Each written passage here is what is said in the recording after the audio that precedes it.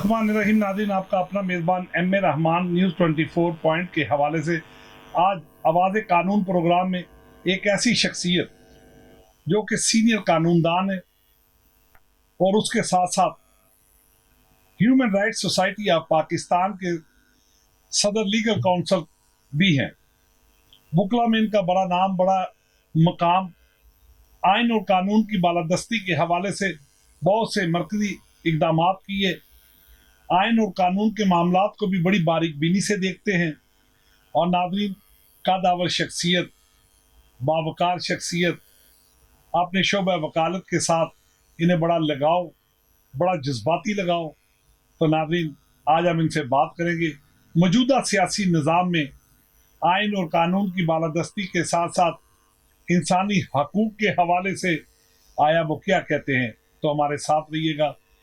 हमारे साथ इश्तियाक चौधरी साहब, सीनियर कानूनदान, सुप्रीम कोर्ट के वकील हैं और सीनियर कानूनदान के नाम से जाने और पहचाने जाते हैं। जी सर, अस्सलाम वालेकुम। सर कैसे हैं? सर खैरियत से हैं? अल्लाह पाक का एहसान, शुक्र है। सर, सबसे पहले आपका शुक्रिया कि आपने न्यूज़ 24 पॉइंट के लिए अपना कीमती टाइम दिया। अच्छा सर, मेरा सबसे पहला और बुनियादी सवाल, पाकिस्तान की मौजूदा सियासी निज़ाम में आज क्या तब्दीली आप देखने जा रहे हैं कि हमारे हमसाया मुमालिक बांग्लादेश शेख हसीना वाजिद के खिलाफ एक ऐसी मुनज़्ज़म तहरीक चली कि उसे सब कुछ छोड़कर बांग्लादेश से भागना पड़ा और पाकिस्तान आया इनकलाब की तरफ जा रहा है। और इनकी यूथ क्या मुतहर्रिक हो रही है, किसके खिलाफ क्या होने जा रहा है?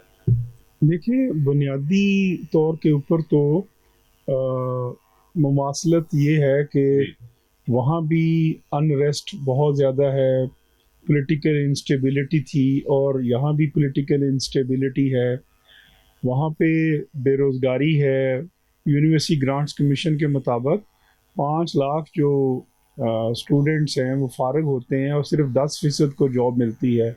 यहाँ भी सूरत हाल बहुत ख़राब है। 18 लाख के करीब तलबा निकलते हैं और जॉब बशमूल तकरीबन कोई 5% हासिल कर पाते हैं। 5% भी बड़ा मुश्किल सर, वो भी पब्लिक सर्विस कमीशन के ऐसे थ्रू ही आते है हैं और वहाँ से भी नेगेटिव मार्किंग का सामना करना पड़ता है उन्हें। फिर इसके बाद वहाँ पे भी जो मीडिया के ऊपर बहुत सारी पाबंदियां थी, वो पाबंदियां हमें इधर भी मिलती हैं, पाकिस्तान के अंदर भी।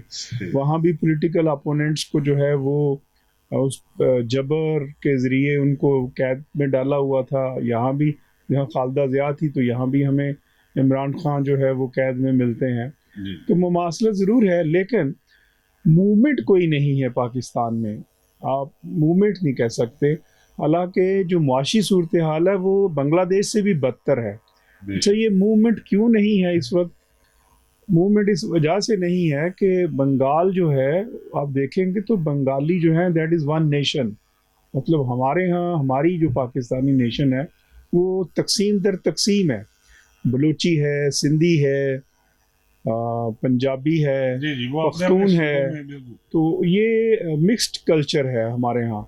तो एक तो ये वजह है, और दूसरी जो है वो जो लेबर क्लास है और जो स्टूडेंट क्लास है हमारे यहाँ वो एक्टिव नहीं है। वहाँ पे तलबा एक्टिव थे और उन्होंने ये किया। फिर उसके कुछ एक्सटर्नल फैक्टर भी हैं। अमेरिकन इन्फ्लुएंस भी जो है वो उसने भी काम दिखाया है। हालिया गुज़श्ता दिनों शेख हसीना वाजिद ने कुछ ट्रेड एग्रीमेंट्स किए थे चाइना के साथ, और तो अमेरिका उससे नाला भी था। ये एक्सटर्नल फैक्टर अपनी जगह, लेकिन जो ये बात बहरहाल तय है कि सियासी और मुआशी महरूमियाँ जो हैं वो किसी भी वक्त किसी भी तहरीक को जन्म दे सकती हैं। लिहाजा ये तो कहा जा सकता है कि पाकिस्तान में अगरचे इस वक्त तो बज़ाहिर कोई मूवमेंट नज़र नहीं आ रही जिसके नतीजे में यहाँ पे जो हुकूमत है वो बाहर चली जाए, लेकिन सियासी और मुआशी महरूमियाँ आगे चलकर हालात इस नहज पे पहुँच सकते हैं कि कोई मूवमेंट बन जाए और उस मूवमेंट के नतीजे में फिर ये जो मौजूदा सिस्टम है या ये जो हुकूमत है इसका खात्मा हो जाए। अच्छा सर, बात मूवमेंट से है, एक सवाल मेरे ज़हन में आ रहा है कि IPP की जानिब से बढ़ते हुए बिलों में इजाफा से कैसे छुटकारा हासिल हो सकता है जिससे गरीब सुकून की नींद سو سکے.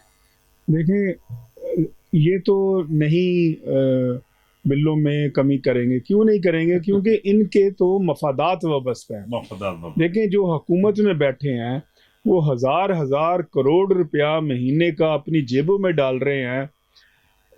بے شک پاور ہاؤس چلے یا نہ چلے ان کو عوام سے کوئی غرض نہیں ہے. تو لہٰذا یہ تو سیدھا سا سوال ہے کہ اس میں جب تک عوام نہیں اٹھیں گے، عوام اٹھیں، عوام باہر نکلیں، عوام احتجاج کریں، اور عوامی احتجاج کے نتیجے میں ہی آپ جو انٹرنیشنل گارنٹر ہیں ان کو کہہ سکتے ہیں کہ نیشن نے یہ ریجیکٹ کر دیا ہے جو آپ کے ایگریمنٹ ہیں، اور اس صورت میں یہ آپ کو پلی مل سکتی ہے، مجبور ہے، اور اس سے چھٹکارا مل سکتا ہے. اگر قوم اٹھ کھڑی ہوتی ہے آئی پی پیز کے خلاف، تو اس صورت میں ہمیں جو انٹرنیشنل ایگریمنٹس ہیں وہ بھی سبسروینٹ ہوں گے. ہم کہتے ہیں گریک میں ہم کہتے ہیں پاپولیکس پاپولائی، کہ جو ول آف دا پیپل ہے وہی لا ہوتا ہے. تو جو قوانین کی جو شکیں ہیں ان کی بھی کوئی اہمیت نہیں رہیں گی جو ہم نے ایگریمنٹ کیے اگر عوام باہر نکلتی ہے اس کے خلاف. اچھا سر، انسانی حقوق کے لیے بھی آپ گائے بگائے بہت سی اقدامات کرتے ہوئے نظر آتے ہیں. آپ کی بڑی بے مثالی خدمات بھی موجود ہے. تو سر پی ٹی آئی کے لیے انسانی حقوق کے لیے جو مشن کا آغاز آپ نے کیا تھا، کیا اس کے مثبت اور سود مند نتائج برآمد ہوئے؟ آپ نے تن تنہا وہ مشن جو ہے وہ جاری و ساری رکھا تھا. اللہ پاک کا احسان ہے، شکر ہے. جس دن سے میں پی ٹی آئی میں آیا ہوں میں نے پی ٹی آئی کی جو ورکرز ہے ان کی جنگ لڑ رہا ہوں، جو قید و بند کی صورتیں برداشت کر رہے ہیں ان کی جنگ لڑ رہا ہوں، اور اسی طرح جو لیڈرز ہیں. حال ہی میں ہم نے جو حاجی امتیاز صاحب تھے منڈی بال دین سے ایم این اے تھے، وہ ان کو اغوا کر لیا گیا، اور ہم نے پٹیشن فائل کی ہوئی ہے لاہور ہائی کورٹ میں، اور ہم نے پریس کانفرنس بھی کی. تو اس طرح جہاں سے بھی ہمیں اطلاع ملتی ہے اور جہاں تک بھی میری رسائی ہوتی ہے یا پی ٹی آئی کا جو کارکن ہے وہ میرے تک پہنچتا ہے، تو میرا دفتر جو ہے اس کے لیے حاضر ہے، میری خدمات جو ہیں وہ اس کے لیے حاضر ہیں.